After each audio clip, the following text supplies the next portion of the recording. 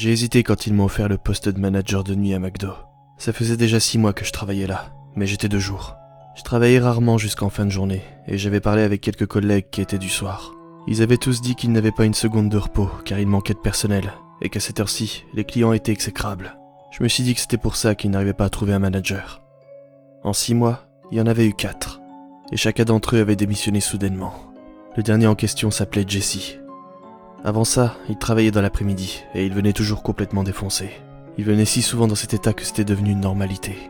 Et puis un beau jour, il est venu alors qu'il était entièrement sobre, et j'ai compris pourquoi ils avaient décidé de l'engager. Ça m'a donc pas vraiment surpris quand il a accepté la promotion. L'un des avantages principaux de ce poste, c'était qu'on n'avait personne sur le dos. Pas de client surprise, pas de boss. À cette heure-ci, le grand boss dormait tranquillement chez lui. Et puis on pouvait dire aux clients que la machine à glace était cassée, sans qu'il y ait de conséquences derrière. Mais Jesse a aussi démissionné peu de temps après. Ce qui m'a le plus surpris dans sa démission, c'est que ça faisait même pas une semaine qu'il travaillait là-bas. Mais surtout, il est parti sans prévenir. Il était parti au beau milieu de la nuit et n'était jamais revenu. Son dernier chèque était encore dans son casier, et personne n'avait jamais réussi à entrer en contact avec lui pour lui rappeler de venir le chercher. Et c'est peu après ça qu'ils m'ont proposé le poste. J'étais plein de doutes, je venais tout juste d'avoir 18 ans, et je savais pas du tout ce que je voulais faire de ma vie. Mais le salaire était quasiment le double du SMIC. J'ai donc accepté le travail. J'ai eu une semaine de formation, et c'est comme ça que je suis devenu responsable du restaurant de 19h à 7h du matin. Au total, 5 nuits par semaine. Et ce n'était pas si mal que ça. Pendant les 3 premières heures, j'avais un employé de plus dans la cuisine, et un autre qui s'occupait de prendre les commandes au drive. Ils partaient tous les deux à 3h du matin. Et ensuite, j'étais censé rester seul avec Myriam, qui s'occupait de préparer les sandwichs en cuisine. Myriam était une femme petite et silencieuse, dans la quarantaine. Elle avait travaillé dans les cuisines de ce McDonald's pendant 10 ans. Elle ne parlait pas très bien le français, mais elle le comprenait sans problème. C'était un dimanche, aux alentours de 4h du matin, que j'ai compris pourquoi Jesse était parti. Il n'y avait personne au drive, et le parking lui aussi était désert. Le sol et les tables du restaurant étaient parfaitement propres. Personne n'était rentré depuis que l'homme de ménage avait fait son travail. Le seul son que l'on pouvait entendre, c'était celui des friteuses. Je savais que j'avais encore beaucoup de choses à faire. Je devais vérifier le système informatique, faire la clôture et plein d'autres petits trucs. J'ai pris une petite pause, puis je me suis appuyé sur le comptoir, en regardant en direction des tables du restaurant. Toutes vides. De toute façon, il n'y avait que le drive qui était ouvert après 23h. Je regardais rien de particulier, mais mon regard s'est arrêté sur le reflet de la vitre, car j'ai vu quelque chose bouger sous l'une des tables. Je n'avais pas la meilleure vue, alors je me suis penché en avant, et j'ai plissé les yeux, jusqu'à ce que je sois certain que je n'imaginais pas des choses.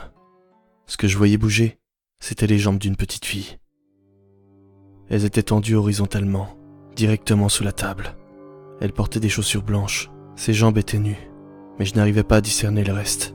L'arrière de ses talons était appuyé sur le sol, et ses pieds pointaient vers le plafond. Et d'un coup, elle a commencé à les bouger de gauche à droite, comme si elle écoutait de la musique. Je l'ai regardée pendant un moment. Était-elle blessée? Ou est-ce que c'était une mauvaise blague? Des gens avaient déjà réussi à pénétrer dans le restaurant après la fermeture. Soit ils voulaient passer commande, soit c'était pour aller aux toilettes.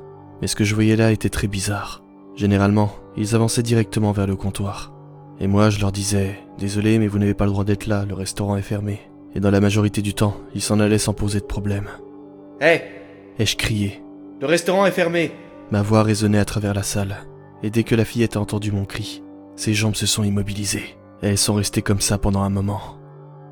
Tout à coup, la fillette a replié ses jambes, très lentement, jusqu'à ce que je ne les vois plus.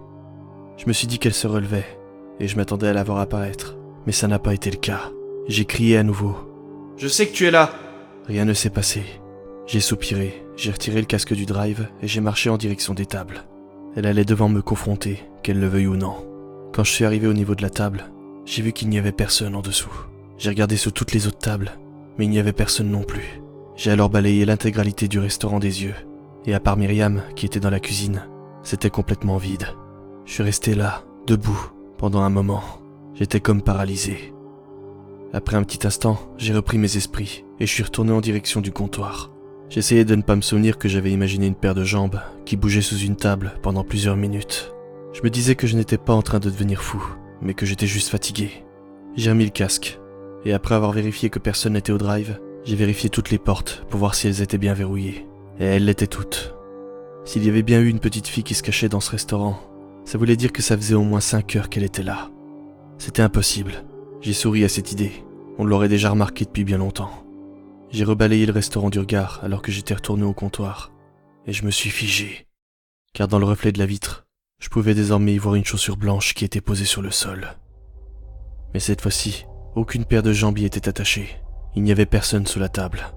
Je me suis retourné pour essayer d'attirer l'attention de Myriam, en me disant qu'elle allait peut-être elle aussi réussir à la voir, mais elle n'était plus dans la cuisine. Elle avait dû aller chercher des ingrédients dans la réserve. Je me suis retourné de nouveau, et j'ai essayé de voir le reflet sous son meilleur angle. Mais tout ce que je voyais sous la table, c'était de la pénombre, et juste devant, la chaussure blanche.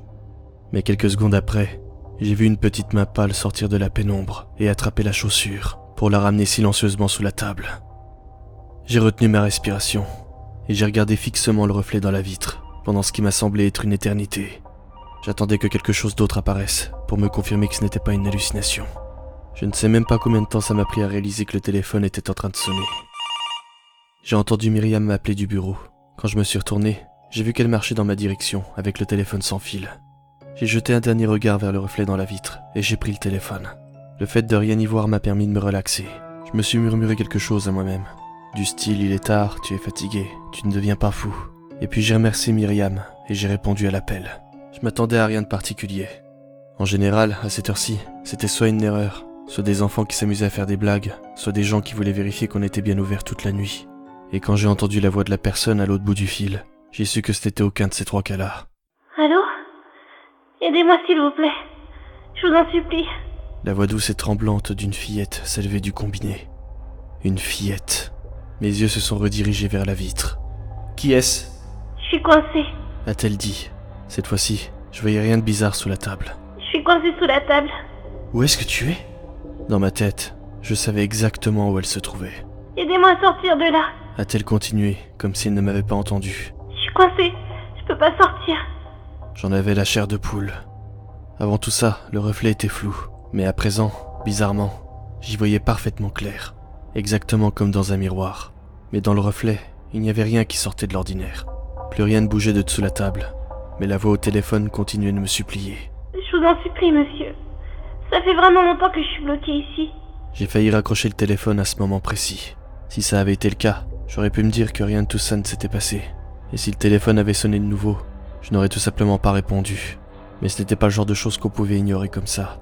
Et j'avais cette angoissante impression que peu importe le nombre de fois que j'allais raccrocher le téléphone, la fillette n'allait pas arrêter de m'appeler. Je suis retourné vers les tables. Je ne marchais pas plus lentement que d'habitude, mais j'ai eu l'impression que ça prenait une éternité pour que j'y arrive. Je n'arrêtais pas de penser à Jesse et à comment il avait disparu sans laisser de traces. Je me suis alors penché et j'ai regardé sous la table. Et comme la dernière fois que je l'ai fait, il n'y avait personne. J'ai soupiré de soulagement. J'avais l'impression que la voix qui s'élevait du téléphone était fausse désormais. C'était évident que c'était un canular. Il était juste tombé au parfait moment. « Bien joué, bande d'abrutis !» Et je dis dans le combiné. « Et ne vous avisez pas de rappeler. » Mais... j'arrive à vous voir maintenant. A-t-elle dit d'une voix qui paraissait sincèrement perturbée. Regardez, je suis juste à côté de vous. Vous portez un uniforme noir et une casquette et un micro. Oui, je sais. Ai-je répondu agacé. Si c'était vraiment un canular, c'était le moment de leur faire comprendre que j'avais tout deviné. Ici c'est McDonald's. Tout le monde porte un uniforme. Mais vos yeux sont marrons. Vous avez pas de badge. Et vous avez un pansement sur la main droite. Elle a continué à me décrire parfaitement. Le fait que je sois baissé sous la table, la forme de mon nez, et le fait que mes mains étaient en train de trembler. J'ai regardé vers la fenêtre à nouveau, en essayant de voir le parking derrière la vitre. C'était obligé. Quelqu'un me regardait de l'extérieur. Mais j'avais tort. Le reflet était tout ce que j'avais besoin de voir, car dedans, désormais, je pouvais distinguer le visage d'une petite fille, dépassant de 2 ou 3 centimètres du dessous de la table. Elle me fixait. Elle était à peine à un bras de distance. Ses lèvres se calquaient parfaitement avec les mots que j'entendais à travers le téléphone. Je me suis éloigné le plus possible, me cognant à une chaise. J'ai lâché le combiné sur le sol, et j'arrivais toujours à entendre sa voix à travers, mais aucun son ne provenait d'en dessous de la table.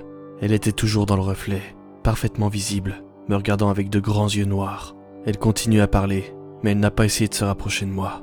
J'ai attrapé le téléphone et j'ai couru jusqu'à derrière le comptoir. Mon cœur battait à toute vitesse. J'avais du mal à respirer. J'ai regardé la fenêtre à nouveau, et elle était toujours là, à me fixer, la tête dépassant à peine de la table. Elle a froncé les sourcils, et des larmes rouges foncées ont commencé à envahir son visage. J'ai replacé le combiné sur mon oreille, et j'ai écouté ce qu'elle disait. Pourquoi est-ce que vous êtes parti? J'ai cru que vous alliez m'aider. Je suis coincée, je peux pas sortir. Elle a continué, et moi, je n'ai pas arrêté de l'écouter. Ça me rendait presque malade de l'entendre pleurer comme ça. S'il vous plaît, je veux enfin être libérée. La voix de Myriam m'a tiré de ce moment d'horreur. Je me suis retourné, et j'ai vu qu'elle me regardait avec des yeux écarquillés. Est-ce que ça va ? Pendant un instant, je n'ai pas su quoi répondre. Tout ce qui était dans le reflet avait désormais disparu. Mais j'étais maintenant sûr et certain que tout cela ne venait pas de mon imagination. J'ai remis le combiné à mon oreille, et j'ai entendu la petite fille crier à nouveau. C'était presque réconfortant. Ça voulait dire qu'elle était bien réelle, car je pouvais l'entendre. J'ai parlé à Myriam de la fille et de la voix au téléphone, mais j'avais sûrement parlé trop rapidement, car elle comprenait pas ce que j'essayais de lui dire. Alors je lui ai tendu le téléphone et lui ai demandé d'écouter. Myriam a mis le téléphone à son oreille. Elle a écouté pendant quelques secondes, et puis calmement, elle a raccroché et a posé le téléphone sur le comptoir. C'est l'enfant démon. A-t-elle dit ? Quoi ? Elle a répété lentement, en essayant de prononcer aussi clairement que possible. L'enfant démon. A-t-elle répété ? Elle vit sous la table. Ne la laissez pas vous toucher, et tout devrait bien se passer. Ensuite, elle est juste retournée nettoyer les grilles, en chantonnant. J'ai entendu du bruit provenir de mon casque, et au moment où j'allais appuyer sur le bouton pour prendre la commande, mes doigts se sont arrêtés, à quelques centimètres. J'ai regardé le visage de la fillette à travers la vitre, de nouveau, et comme depuis tout à l'heure, elle me fixait, sans cligner des yeux, ni détourner le regard. « Bonjour » a dit le client, mais prendre sa commande était vraiment la dernière chose que j'avais envie de faire. Mes mains étaient moites, j'avais la tête qui tournait, j'étais tellement chamboulé que j'étais pris de nausée. « Y'a quelqu'un » a redemandé le client. « Allô » J'ai retiré mon casque et je suis sorti, et plus jamais j'ai refoutu les pieds dans ce bâtiment maudit.